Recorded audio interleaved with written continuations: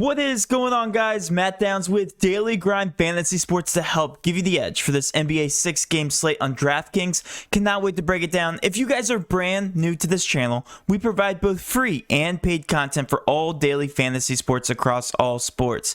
If you could please show your support by hitting that subscribe button, notification bell, and of course smashing that like button for all of our future NBA content. If you would like to know more about becoming a better DFS player and taking down that big GPP, head over to www.patreon.com/DGFantasy for more information. On Patreon, we give advanced cheat sheets for all DFS sports on DraftKings. These cheat sheets include updated projections, ownership, and our overall favorite plays from slate to slate. We take it a step further by teaching you how to play fantasy sports like a shark, by showing you where the best leverage spots are to put you in the best spots to take down tourneys. Also included is our private Discord chat where you get to talk over the slate with everyone, including our coaches, to help build your lineups. And now let's go ahead and dive right into this NBA 6-game slate. But first, you guys know we have to go over some Patreon success. And guys, I will be giving away a free prize pick here a little bit later on in the video. If you haven't signed up for prize picks, 100% match up to $100 when using the code DGF. We'll be giving away a free prize pick here at the very end of the video, since TJ won't be able to get one out this morning. But let's go ahead and look at this winning lineup here. We had $45 turned into $107.48, and huge SuperDraft success all the way around yesterday. This guy turned, I think it was, I don't know how much he entered, but he ended up winning $925.85 over there on SuperDraft. If you guys haven't signed up for SuperDraft, promos are also in the description below. We give all of our projections on Patreon. We also give all of our projections on our live streams whenever we do go live. Just free money over there, a lot of overlay, and just the easiest way to win in DFS today. We also had some more success here, and MLB got a small takedown here. $1 turned into 10. We had another takedown or close takedown, $30 winner here and hockey, and then also an MLB $10 and some more success there in NBA. All right, let's focus on this NBA 6-game slate. So I will say this about the slate: there's so much pending injury news right now. Take this video with a grain of salt. I'm going to go over what we know right now. We also know that LeBron James is now probable to play tonight. Anthony Davis is questionable, leaning towards doubtful. So that definitely flipped on its head. That was the other way around. Cedi Osman's questionable. Harden, Irving are questionable for the Nets. That will drastically impact that picture. I mean, Steven Adams is questionable for New Orleans, and I like a lot of the value there if he is held out. Porzingis is questionable. And then, of course, our mess of a team here with the Houston Rockets. So pretty much every single team has a questionable guy as of right now. Even the Atlanta Hawks, if you want to consider Tony Snell somebody, he's also questionable. But what we do know, Washington Wizards, Bradley Beal still out for them. So a lot of value in Washington. With Boston, Robert Williams should not play tonight, and they are also without Jaylen Brown. So we definitely computed values for them.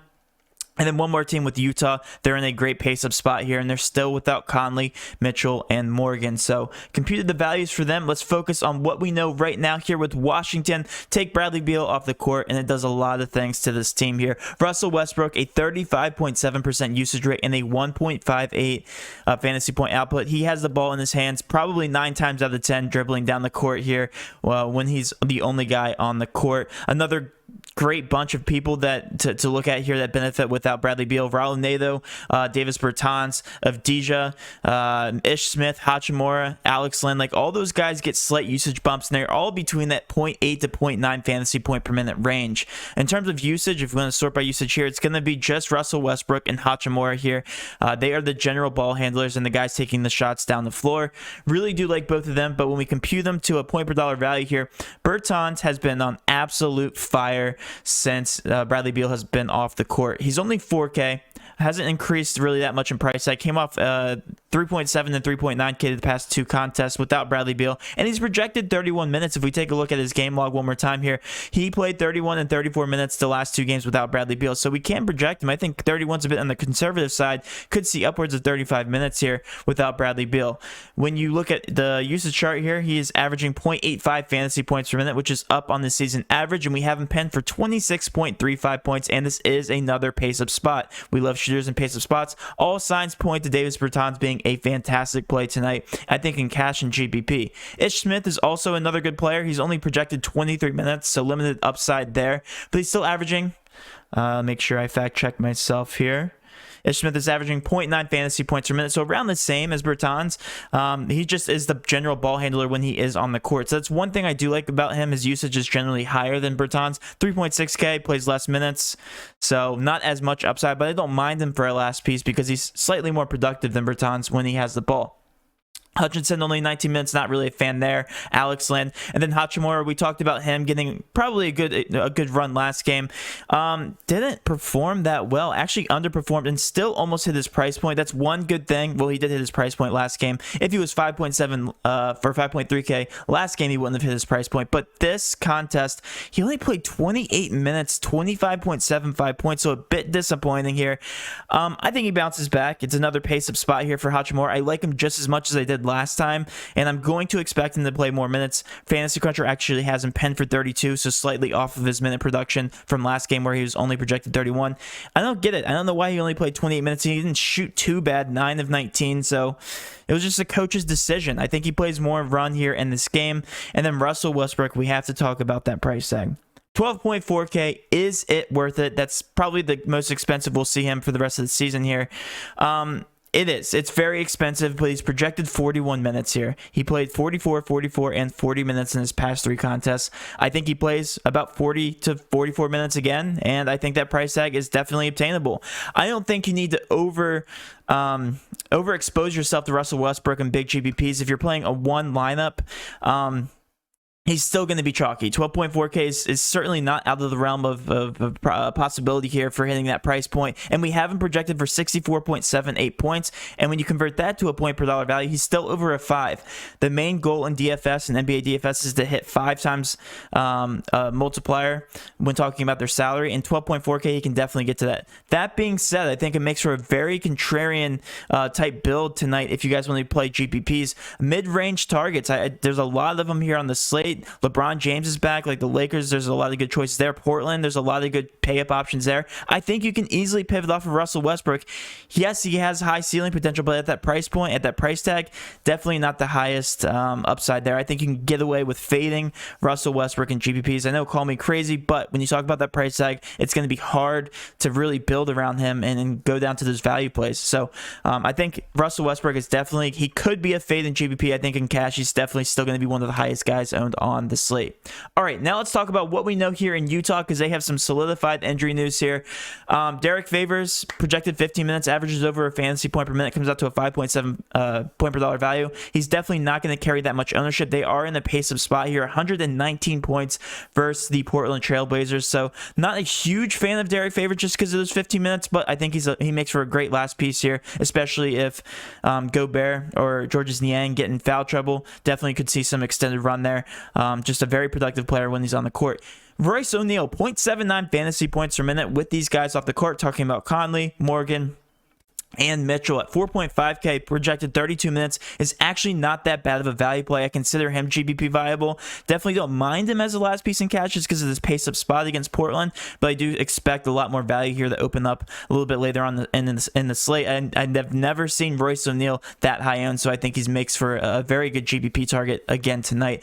Bogdanovic, what a beast, what a stretch he has been on without these guys on the floor. 66.5 3 nights ago, and then 42.5 against the Golden State Warriors, and another pace-up spot. I really do like him. If we take a look at his fantasy point per minute production, 1.1 fantasy points per minute, and he is the second highest usage rate guy on the floor. And in the starting lineup, he's actually the highest. So as you guys know, Jordan Clarkson usually comes off the bench. So I really do like him here at the 6.9K price tag. All these guys are definitely going to be more GBP viable, but with a ton of upside here. Georges Niang, we just talked about, 25 minutes, is under a fantasy point per minute, but 3.9K. Definitely don't mind him for a value play for GPPs. Comes out to a 5.3 point per dollar value. And then last but not least, we'll talk about Rudy Gobert, 8.4K, averages 1.25 fantasy points per minute, comes out to a 5.1 point per dollar value. And I did forget to mention here, Joe Ingles has also been on the tear here without these guys on the court. Similar to Bogdanovic, they have a very similar price tag. It's going to be him or Bogdanovic with the ceiling game. Take a stab at either one of these guys in GPPs. And like I said, there's a ton of mid-range pay-up options. These are some of them that I'm talking about. But those are my favorite options. I think Utah is going to be a great team to target here for GPPs.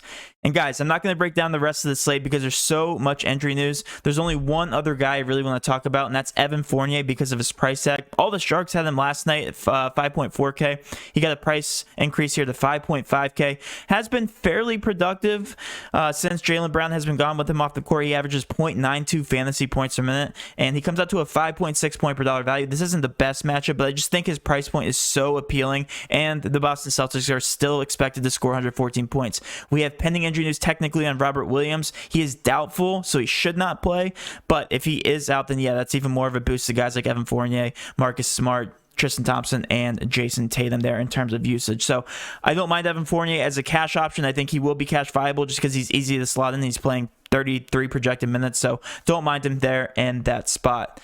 And like I said, guys, I'm not going to talk about the rest of the slate. We have so much pending injury news. Once guys are ruled out, I will pin a post in the YouTube comment section below with my favorite plays, updated plays. If Harden, Kyrie Irving get ruled out, Steven Adams, you guys will just check back on the video. I will update my favorite plays a little bit later on in the day. But now for my favorite prize pick. Right now, Jarrett Allen has projected 29 fantasy points, and yes, he has not been the best. But tonight, he gets a very good matchup against the Boston Celtics.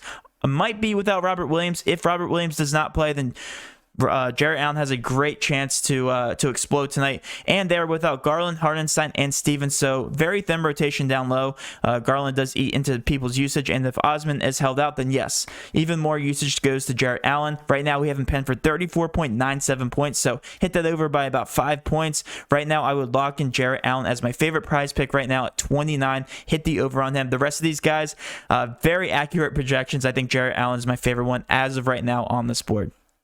And that will wrap up my video, guys. Hopefully you did enjoy this video. If you did, please do hit that subscription button, notification bell, and of course, smash that like button for all of our future NBA content. With all that being said, have a great rest of your day. Let's cash.